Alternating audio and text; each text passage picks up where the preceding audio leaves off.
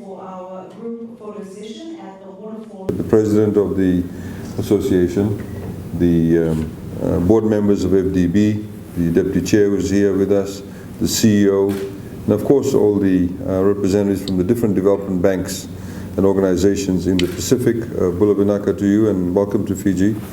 It's good to have you here. As I said that the Honourable Prime Minister just came back from Marrakesh. Fiji has been bestowed the honour of having the presidency for COP23. It is rather unusual because generally whichever country hosts the actual COP forum is in fact given the presidency. But in our case, whilst the hosting will be done by Germany, Fiji has been given the privilege of actually having the presidency. It of course means that we have the ability, in particular as Pacific Islanders, to have our voices heard a lot more even in the COP negotiations, in the COP deliberations. But what is really important, and I think this is fundamentally where development banks actually play a very pivotal role and does require mindset, is the ability to understand that climate change and development actually go hand in hand. We cannot talk separately about climate change and have a different conversation about development.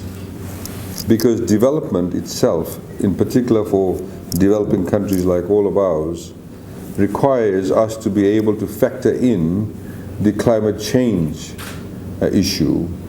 The case in point, of course, is that climate change is not only about single climatic events. It's not about one cyclone hitting us or a frequency of cyclones coming to our shores, but it's about everyday issues. And these are issues such as the encroaching waters in villages. It affects sewage, it affects drinking water, it affects your farming. We have, for example, farmlands where sugarcane used to grow in Vanuatu, which is the other second largest island, where the soil levels, the salinity levels have increased. A lot more salt in the water, so the ability to plant is greatly diminished. Similarly, for example, because of climatic changes, you have changes in weather patterns.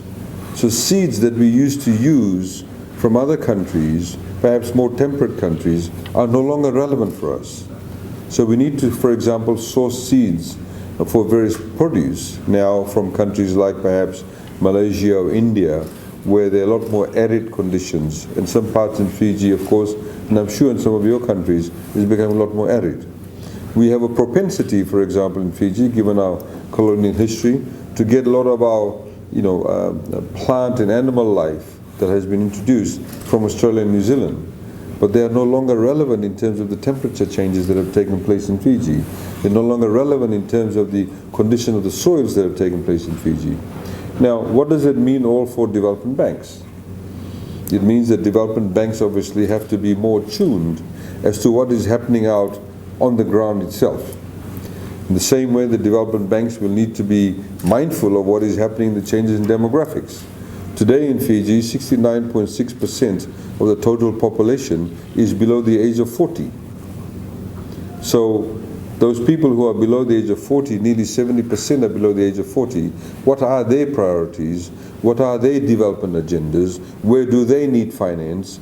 These are the kind of issues that we need to be able to be cognizant of and indeed be able to perhaps look at our various portfolios and where we are heading as development banks.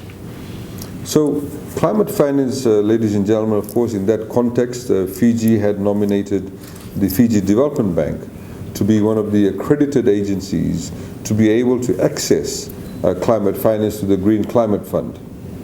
As you know, it's a fairly rigorous process you have to go through.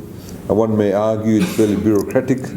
In fact, even the whole application process, apart from getting accredited, even once an organization is accredited, is also very, quite bureaucratic for countries like Fiji and various other countries to be able to actually access that and jump through the loops to be able to eventually get that. What of course is very interesting is whenever we talk about vis-a-vis development banks, when we talk about climate finance, there are two fundamental issues pertaining to climate change and indeed climate finance. and where do you use that finance, or in which sector do you use it for? And there are two critical areas. One, of course, is mitigation. The risks, in order to be able to mitigate against the risks of climate change. And the other one is, of course, adaptation. Now, most Pacific Island countries, in fact, have very negligible levels of carbon footprint. In Fiji's case, it's 0.06% of the total carbon footprint we have contributing to the world's total output. So it's almost negligible, and I'm sure most of the other Pacific Island countries are even lower than that. Yet, we are at the coalface of climate change. The encroaching seawaters actually affect us more than countries that have higher altitudes. We have countries like Tuvalu that, for example, is 12 feet, highest peak is 12 feet above sea level. Then, of course, we have the issue about, because our carbon footprint is much lower, and because our carbon emissions are much lower, therefore we are not really in the game of mitigation per se, but because we are the coalface, we have to adapt more to the changing environment around us. So, for example, you can take a very basic example. Because of encroaching waters, we need to build more seawalls. We need to, for example, have measures pertaining to giving different or alternative livelihoods. The villages, for example, 3 villages in Fiji have already been relocated to higher ground. Now, what are we going to do, for example, if they have lost various areas from which they gain some form of sustained livelihood? What sort of other alternative forms of livelihoods do we give them? Now, that's part of adaptation. Adaptation, of course, is in terms of other areas, in terms of building infrastructure. In Fiji's case, we recently had the second strongest storm that ever hit any country in the world, and the strongest ever in the Southern Pacific. Cyclone Winston killed 44 Fijians. Nearly 40,000 people had their homes damaged or completely devastated. Now, but what that also means is that we need to be able to say to ourselves, what are we going to do in respect of these changes that are taking place? In terms of adaptation, it can lead to, of course, it means better building standards. In our case, for example, 9,000 kilometers of lines, electrical cables actually fell down. So it had to be all fixed up. Now, one may argue, if, for example, if we had adapted to this particular climate phenomena, maybe we should do more undergrounding of cabling. So this is why you see, for example, this 4-lane highway that we've built coming outside of Nandi Airport. There is no overhead electrical cables. We put it all underground. So next time, we have a cyclone, the power does not go off at the airport. So these are some of the measures we have to engage in, but of course it's very expensive. Underground cabling is very, very expensive. So that's the adaptation part. The other part is, of course, the mitigation. In Fiji's case, if I can use that as an example, the Honourable Prime Minister has given an undertaking that we will reduce our carbon footprint, notwithstanding the fact that it is so low, by 30% by 2030. So that means more focus on renewable energy sources, having more solar, having more renewable energy sources using wind, using solar. It also means, for example, the type of fuels we use. At the moment, for example, Fiji uses Euro 2 fuels. If we can go up to Euro 5 or Euro 6, we need to be able to then reduce our carbon footprint through that. We depend less on fossil fuel. That's the sort of mitigation part of it. So the financing of these two aspects, of course, both of those aspects require financing. And development banks need to think where best they can utilize those funds. One last point that I also like to make in that respect, of course, is blending. And now you can have blended finance. I'll give you a classic example of that.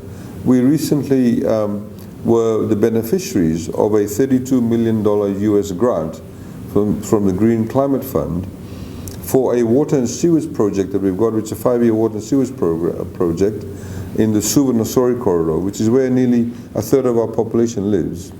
To expand water services, sewage services, vis-a-vis, we've kind of put it in within the climate change context.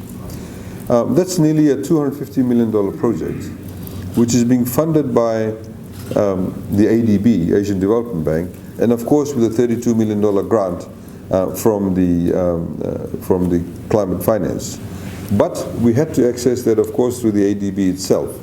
So you have some blending of finances, and again, they are the kind of opportunities perhaps you need to look at and to be able to think about. We had earlier this year, following an annual general meeting of ADB in Frankfurt, some of us Pacific Island ministers responsible for finance decided to have an informal finance ministers meeting, which we did. So without the flags and the name tags and all of that, we essentially sat around and discussed many issues that are facing Pacific Island countries. And a number of initiatives came from that, and in fact we will be hopefully meeting either just before Christmas or in the early New Year, where we are looking at some form of complementing each other.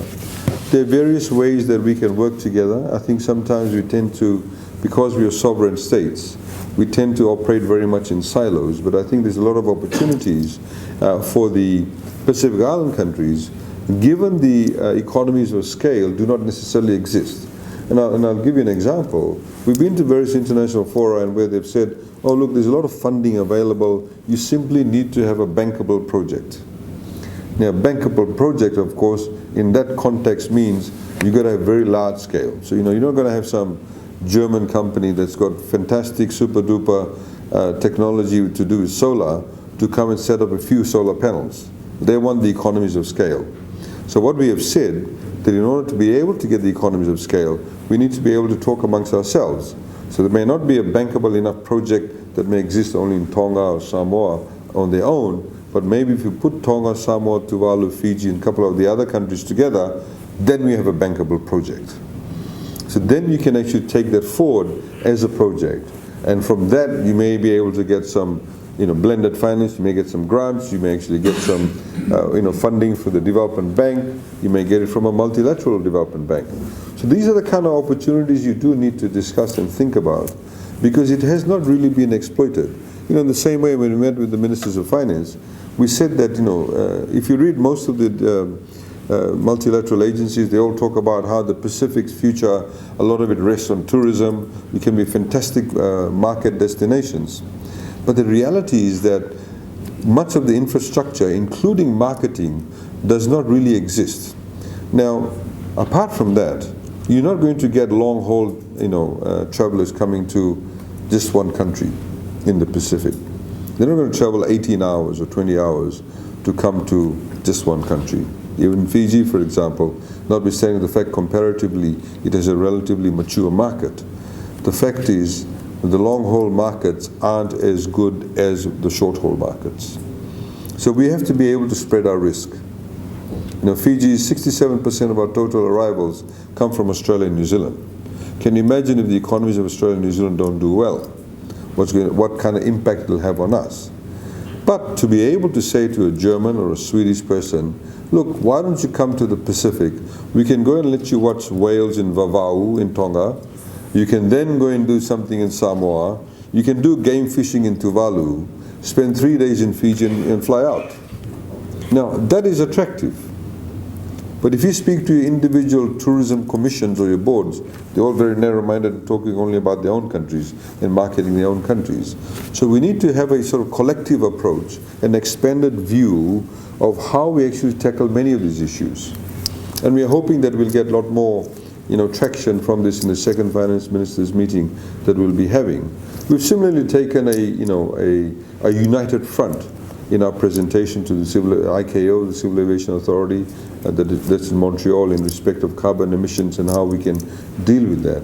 So ladies and gentlemen, I hope that, I do not want to necessarily give a very long speech, but I hope that you will use this opportunity to not just hear from, I see from the program you've got various people making representations from the private sector and various other agencies. Not just sort of have it as a form of just hearing from them, but see what you can take from it. And I really strongly believe that the opportunity does lie, and a great, wonderful opportunity lies, if we're able to talk a lot more collectively and have a lot more collective approach in respect of what we can do in the Pacific. Because ultimately, as I said, this is a very fundamental issue that affects us. We do need also a mind change in the people who work for you, who work within the organizations. We also need to have an approach in respect of how do you deal with your customers, some of the challenges that they're facing today, but they may not have actually faced that about a decade or so ago. So there needs to be a level of sensitivity and engendering that new way of thinking. So I'd like to once again thank you very much for the invitation, and once again my apologies for the delay, and I wish all of our visitors in particular, I wish you a very good stay in Fiji. Please take some time out, don't let the CEO make you work all the time, but I understand you're going out to the Mama Nudas on the last day to see one of the projects, and of course that is very exciting. One of the challenges that we are, lastly before I finish off, we have also commissioned the ADB to do a review of the Fiji Development Bank, because as government we believe that we need to constantly look at new ways of reviewing or making sure the way that our institutions function are a lot more responsive. So we hope to get a report very soon. And of course one of the challenges for development banks has always been the cost of finance, where you access your finance from and the actual cost of that finance. And we need to be sort of a lot more, I suppose, robust in the way that we deal with it. We are trying to do with that, and we're quite happy to share the report that will come along for us. We're quite happy to share on a government-to-government basis with you, to be able to say, look, this is what we are intending to do, this is why we intend to work with various organizations. So once again, I wish you a very, very still a good morning, and I wish you a very pleasant stay. Thank you. Thank you.